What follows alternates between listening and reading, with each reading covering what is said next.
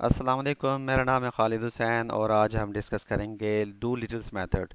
इससे previous video जो थी उसमें हमने अच्छी तरह से समझा था डू लिटिल्स मेथड और क्राउड्स मेथड जो हैं उनमें बेसिक डिफरेंस क्या है।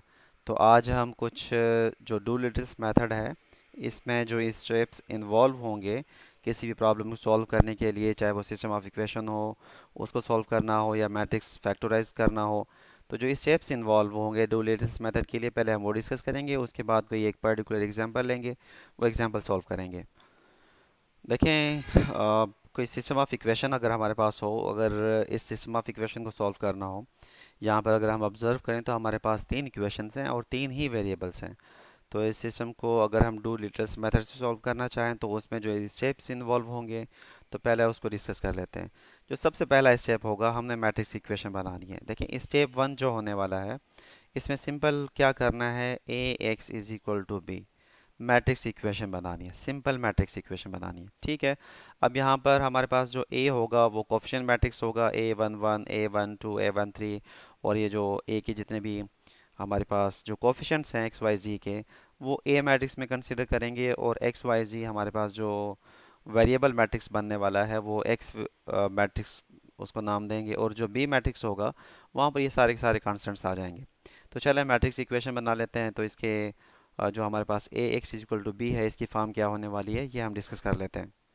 तो जो हमारे पास ए मैट्रिक्स बनेगा वो कोफिशिएंट मैट्रिक्स होगा। अगर हम फर्स्ट इक्वेशन पर ऑब्जर्व करें, देखिए फर्स्ट इक्वेशन जो है इस पर गौर करें, तो एक्स वेरिएबल है, इसका जो कोफिशिएंट है A11 है, वाई A12 कोफिशिएंट है इसका, जी का कोफिशिएंट A13 है।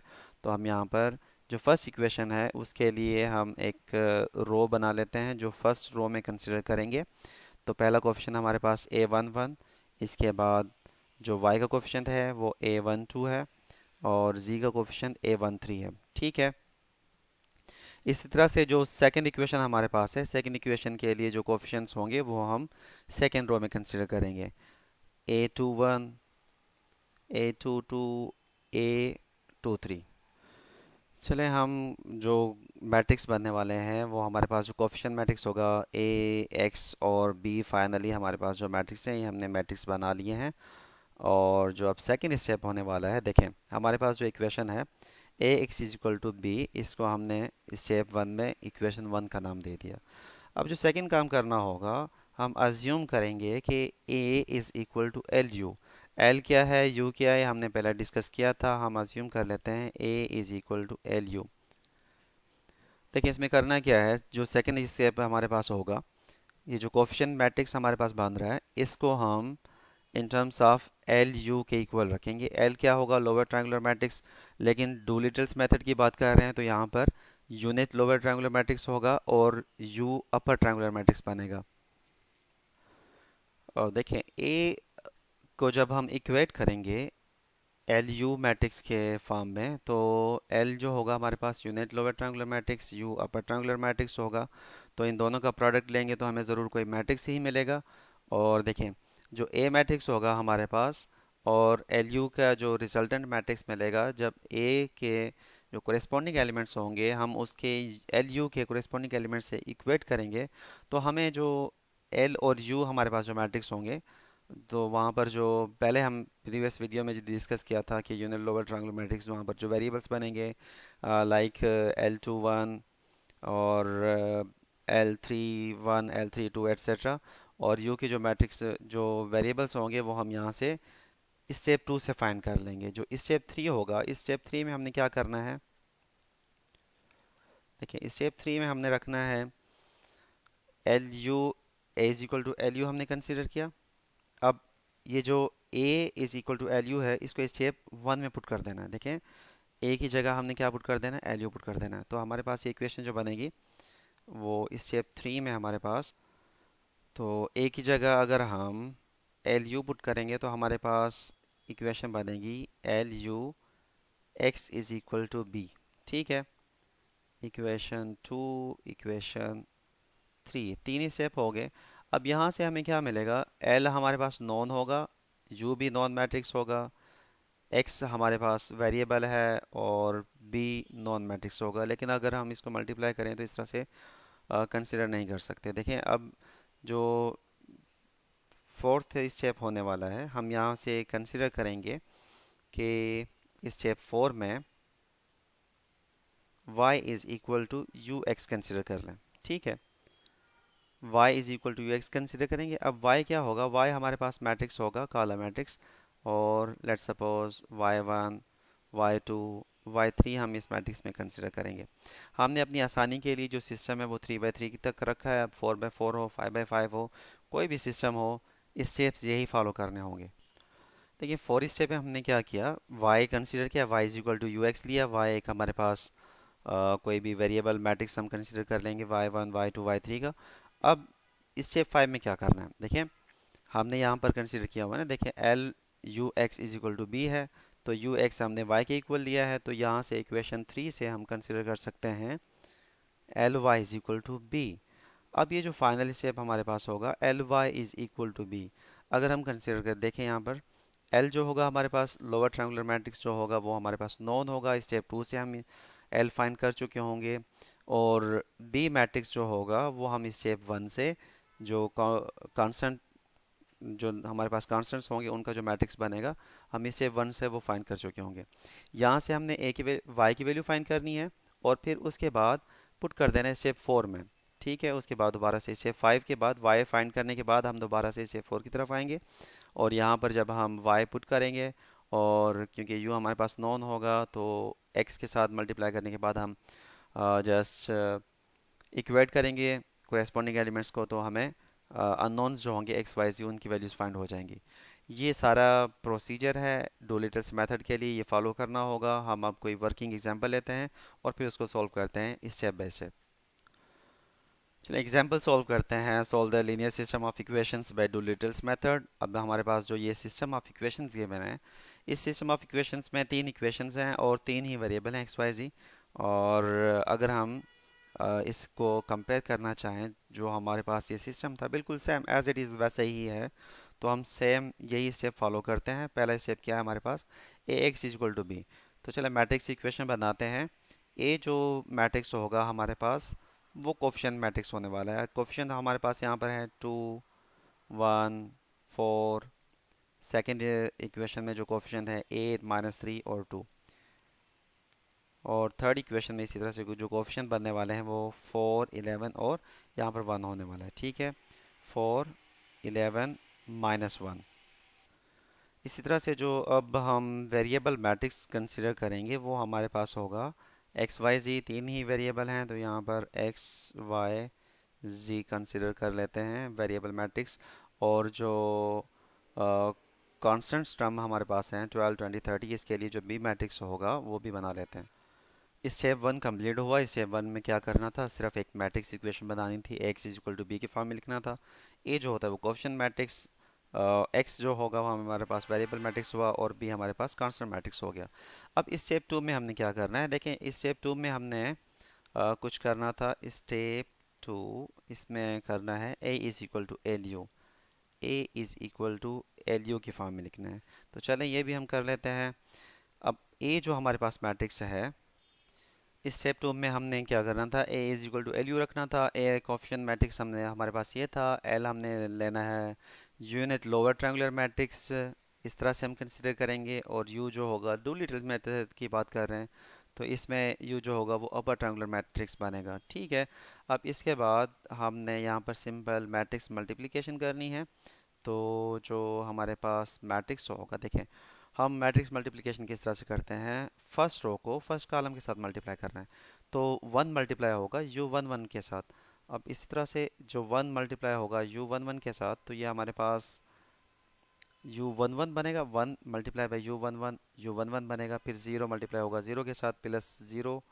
ठीक है, उसके बाद फिर 0 प्लस 0। ठीक है, अब जो first row first column complete. अब इसी तरह से फर्स्ट रो सेकंड कॉलम की बात करेंगे, तो 1 मल्टीप्लाई होगा यू वन टू के साथ, तो 1 मल्टीप्लाई हुआ यू वन टू के साथ, ये सेम बना। अब 0, तो ये 0 मल्टीप्लाई होगा तो ये प्लस 0 प्लस 0। ठीक है, इसी तरह से फर्स्ट रो को थर्ड कॉलम के साथ मल्टीप्लाई करेंगे तो ये हमारे पास बनेगा u13 प्लस 0 प्लस 0। और सेकेंड रो फर्स्ट कॉलम के साथ मल्टीप्लाई करनी है, तो सेकेंड रो में हमारे पास है L21 और मल्टीप्लाई होगा U11 के साथ, तो L21 मल्टीप्लाई U11, बाकी 1 ज़ीरो के साथ मल्टीप्लाई, ज़ीरो के साथ मल्टीप्लाई हुआ, प्लस ज़ीरो। ठीक है। अब second row second column, L21 multiply होगा L21 U12 के साथ मल्टीप्लाई होगा U12, और 1 मल्टीप्लाई होगा plus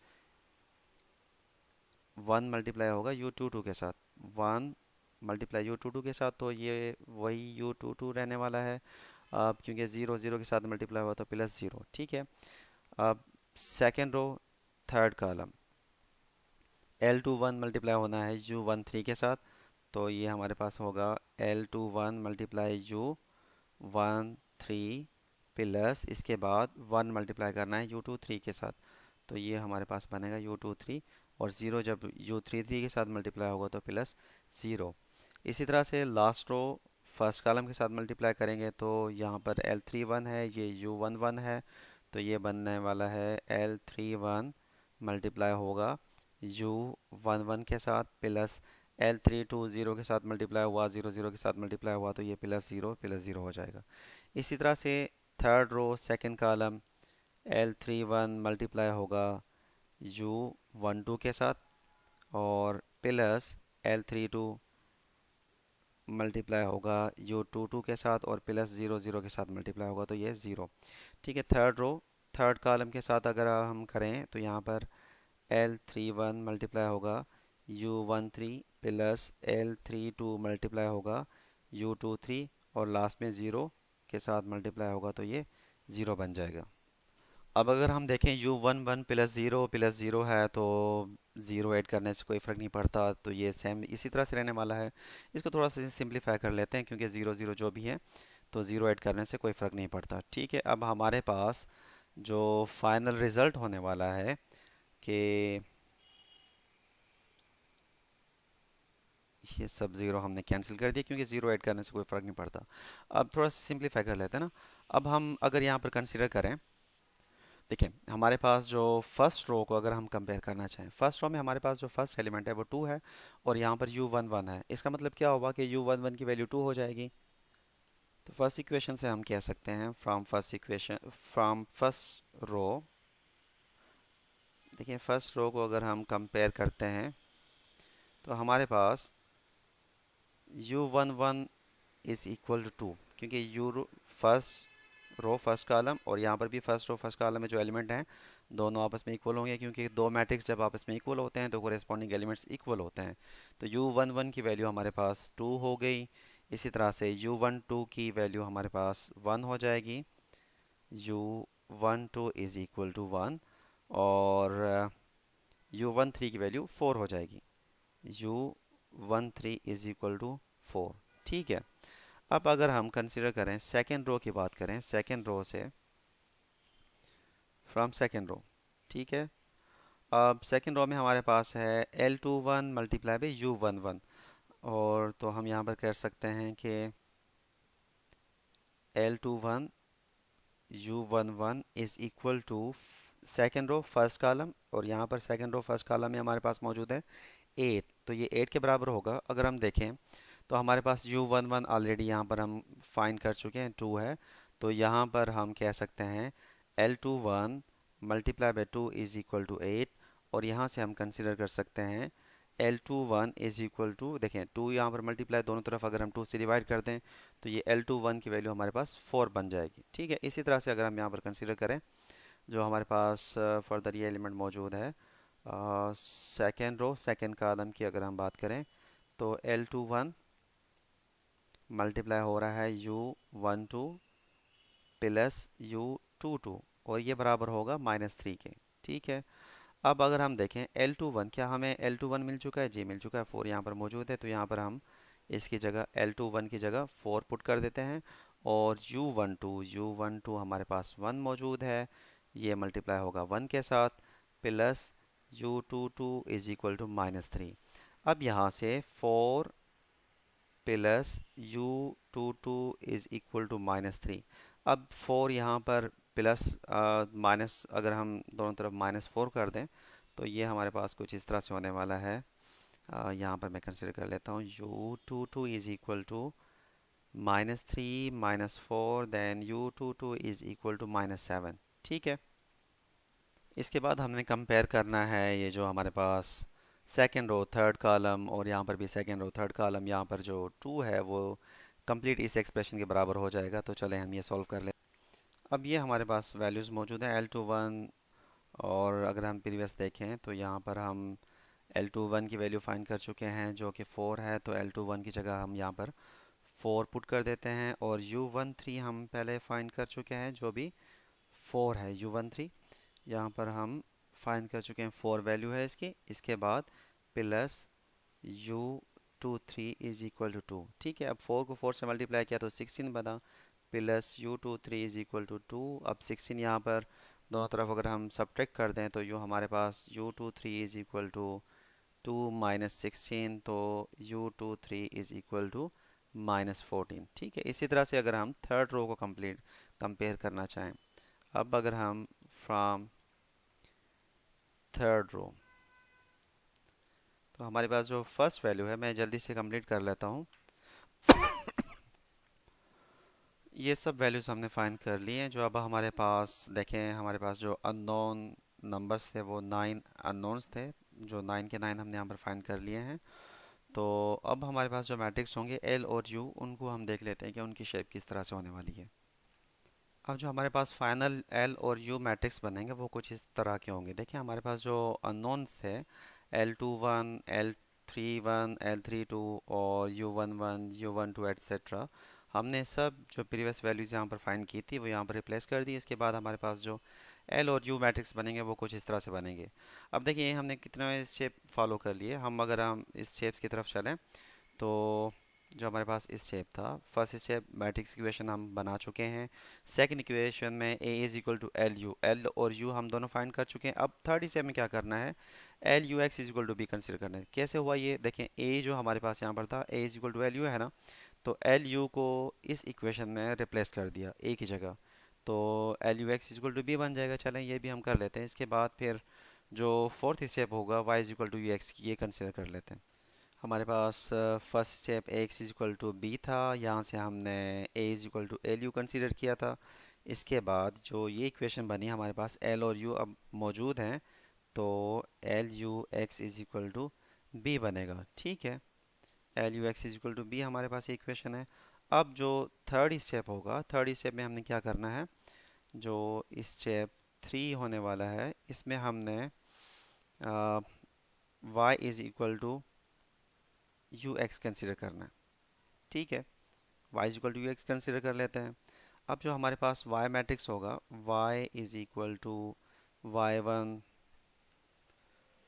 Y two and y3, कुछ इस तरह के एलिमेंट्स होंगे।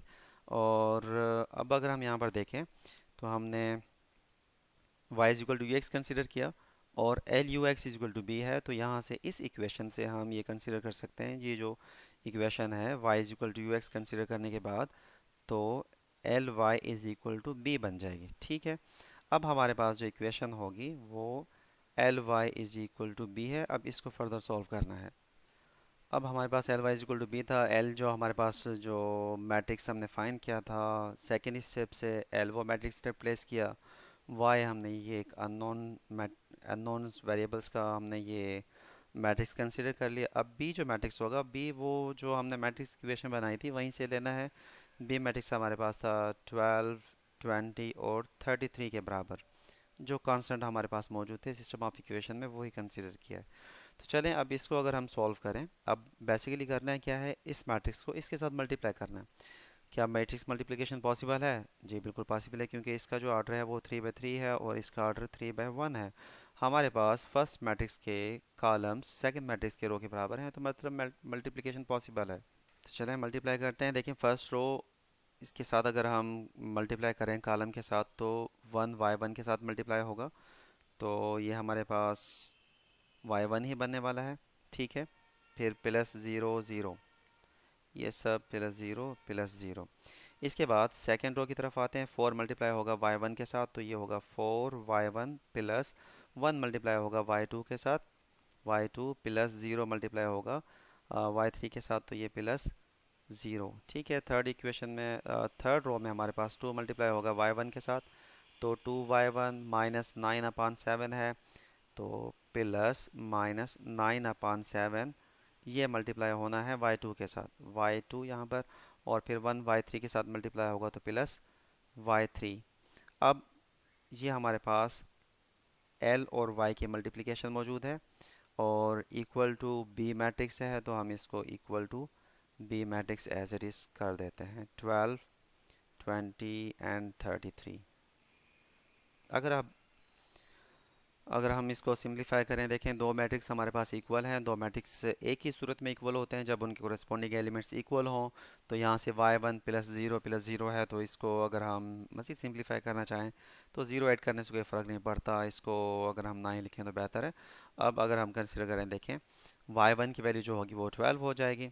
यहाँ से फर्स्ट रो से y1 इज़ इक्वल टू 12 और 4y1 प्लस y2 है ना, तो 4y1 plus y2 is equal to 20। अब अगर हम देखें y1 की वैल्यू 12 है हमारे पास, तो ये होगा 4 multiply 12 plus y2 is equal to 20। अब अगर इसको हम सॉल्व करें तो ये 48, 4 को 12 से मल्टीप्लाई किया 48 plus y2 is equal to 20। तो यहाँ से अगर हम फर्दर सॉल्व करें y2 इज़ इक्वल टू 20 - 48, तो ये हमारे पास बनने वाला है y2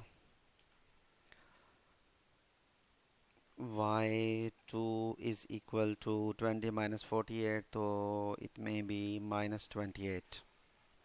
थर्ड रो को अगर हम इक्वेट करें, देखिए हमारे पास जो थर्ड रो है वो है 2y1 प्लस और -9/7 y2 plus y3 is equal to 33। ठीक है, अब y1 और y2 की वैल्यू हमारे पास मौजूद है, तो हम यहाँ पर ये वैल्यूज़ रिप्लेस कर देते हैं। y1 हमारे पास मौजूद है 12 और प्लस माइनस माइनस से इसको हम रिप्लेस कर देते हैं 9/7। y2 हमारे पास है -28, -28 plus y3 is equal to 33। अब अगर हम यहाँ पर देखें तो ये हो जाएगा हमारे पास 2 को 12 से मल्टीप्लाई करें तो 24, माइनस माइनस प्लस होगा। 7 की टेबल अगर हम देखें, देखिए 7 1 7 और 7 की टेबल 28 पर 4 टाइम, तो ये हमारे पास कुछ इस तरह से होगा, माइनस माइनस प्लस और 9 4 36 और plus y3 is equal to 33। अब अगर हम इसको फर्दर सॉल्व करें तो ये हमारे पास कुछ इस तरह से होगा, y3 इज़ इक्वल टू 33 -24 -36। तो 33 -24 -36, इट में B y3 is equal to -27। ठीक है, अब हमारे पास y1 y2 y3 की वैल्यूज़ मौजूद हैं, तो हम यहाँ पर रिप्लेस कर देते हैं। ये जो हमारे पास y मौजूद है, y हमारे पास बन जाएगा, y1 12 है तो ये 12 और y2 हमें मिला -28, -28 और y3 इज़ -27। ठीक है, अब अगर हम देखें, हमने तीन स्टेप्स कवर कर लिए। अब जो हमारे पास जो फाइनल स्टेप होगा, हमने y is equal to U X, क्योंकि हम y फाइंड कर चुके हैं, y फाइंड करने के बाद हमने क्या करना है, यू एक्स के इक्वेट कर देना है। अब अगर हम देखें यहाँ पर हमने यू मैट्रिक्स यहाँ पर कैलकुलेट कर चुके हैं, यू मैट्रिक्स कैलकुलेट कर लिया। अब फोर्थ स्टेप की तरफ चलते हैं। अब देखें जो फाइनल जो हमारे पास फिफ्थ स्टेप था, फिफ्थ स्टेप में हमने y की वैल्यू फाइंड की और इसके बाद दोबारा से हम फोर्थ स्टेप की तरफ आएंगे ना। तो इसमें करना क्या है, U X is equal to Y consider करना था। यू हमारे पास मैट्रिक्स जो हम पहले फाइंड कर चुके हैं, वही मैट्रिक्स यहाँ पर रिप्लेस किया है। एक्स एक्स वाई जी जो वेरिएबल मैट्रिक्स जो फर्स्ट स्टेप ने हमने मैट्रिक्स इक्वेशन में कंसिडर किया था, ये वही मैट्रिक्स है। और वाई जो अभी हमने कैलकुलेट किया है स्टेप 5 में जो कैलकुलेट किया था, उसके बाद दोबारा से हम स्टेप 4 की तरफ आएँ। अब अगर हम इनको मल्टीप्लाई करें, देखें तो फर्स्ट रो हमारे पास जब इसके साथ मल्टीप्लाई करेंगे तो यहाँ से कुछ इस तरह से बनने वाला है, 2x प्लस 1 y के साथ मल्टीप्लाई होगा, y प्लस 4z। ठीक है, और ये हमारे पास कुछ होगा, ज़ीरो मल्टीप्लाई होगा इसके साथ, तो ये तो ज़ीरो ही हो जाने हैं। ठीक है, -7 मल्टीप्लाई करेंगे -7 मल्टीप्लाई बाय वाई, तो ये होगा -7y और -14z। ठीक है, इसके बाद 0 0 हैं, दोनों टर्म 0 हो जाएंगे, -27z बनेगा यहाँ पर, -27z। अब एक मैट्रिक्स ये हमारे पास बना जिसको हमने u और x के साथ मल्टीप्लाई किया, और ये इक्वल है हमारे पास जो y मैट्रिक्स था, 12 -28 -27। अब अगर हम इसको सिंप्लीफाई करें, देखें दो मैट्रिक्स, अगेन हमारे पास दो मैट्रिक्स हैं और इक्वल हैं दोनों मैट्रिक्स। इसका मतलब क्या हुआ कि कोरेस्पॉन्डिंग एलिमेंट्स आपस में इक्वल होंगे। तो हम अगर फर्स्ट रो की बात करें तो फर्स्ट रो में हमारे पास तीन वेरिएबल्स मौजूद हैं, थोड़ा सा मुश्किल हो जाएगा वैल्यूज़ फाइंड करना। सेकेंड रो में हमारे पास दो वेरिएबल्स हैं। अगर हम थर्ड रो को देखें तो पहले स्टार्ट करते हैं फ्रॉम थर्ड रो। एक ही वेरिएबल है -27z, इक्वल है हमारे पास -27 के। ठीक है, तो ये होगा -27z इज इक्वल टू -27। अब 27 -27 -27, तो दोनों तरफ अगर हम -27 से डिवाइड करें तो z इज इक्वल टू 1 बन जाएगा। ठीक है, इसके बाद अगर हम अब सेकेंड इक्वेशन को कंपेयर करें, सेकेंड रो को अगर हम कंपेयर करें फ्रॉम सेकेंड रो, तो ये हमारे पास कुछ इस तरह से बनने वाला है, -7y -14z is equal to -28।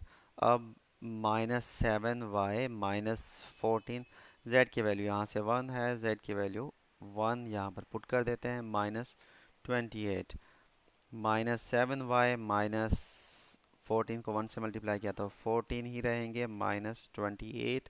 अब -7y is equal to minus है तो दोनों तरफ 8 करेंगे, तो यहाँ पर ये कुछ इस तरह से होगा, +14, सॉरी -28 नॉट 8,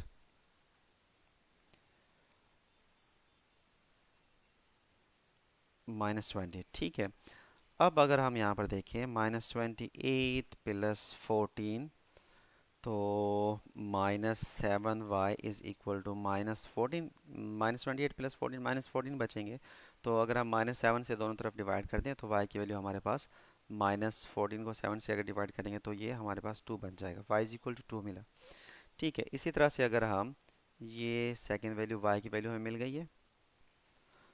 अब इसी तरह से अगर हम फर्स्ट रो को कंपेयर करें तो फर्स्ट रो हमारे पास मौजूद है 2x + y + 4z।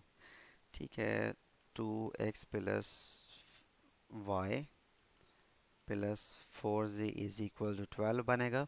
अब 2 से x हमारे पास मौजूद नहीं है तो हम x को x ही रखते हैं, और प्लस y की वैल्यू हमारे पास 2 मौजूद है, प्लस 4z की वैल्यू 1 मौजूद है, और इज इक्वल टू 12। तो ये यहाँ पर होगा 2x, 2 + 4 6 हो जाते हैं, 6 दोनों तरफ मल्टीप्लाई माइनस कर दें तो ये 2x इज इक्वल टू 12 - 6। तो यहाँ से हम कंसिडर कर सकते हैं 2x इज इक्वल टू 12 - 6 बनेंगे 6। तो यहाँ से x की वैल्यू 2 को अगर हम दोनों तरफ डिवाइड कर दें तो x इज इक्वल टू 3 हो जाएगा। ठीक है, अब ये हमारे पास फाइनल रिज़ल्ट है। अब जो हमने सिस्टम ऑफ इक्वेशन सॉल्व किया था, ये जो सिस्टम हमारे पास सॉल्व करने के लिए हमारे पास था, जो x हमने फाइंड करना था। अब x y z हम सब वैल्यूज़ यहाँ पर फाइंड कर चुके हैं, हमारे पास मौजूद है, x हमारे पास 3 है, y 2 है और z 1 है। तो इसी तरह से हमने डूलिटल्स मेथड कंप्लीट किया। कितने स्टेप्स हैं? टोटल 5 स्टेप्स हैं, और इसके बाद एक दो एग्जांपल्स हम सॉल्व करेंगे और फिर क्राउड्स मेथड को इसी तरह से, क्राउड्स मेथड के लिए कौन कौन से स्टेप्स ज़रूरी हैं और फिर उसकी कोई वर्किंग एग्जांपल सॉल्व करेंगे। ठीक है, तब तक के लिए अल्लाह हाफिज़।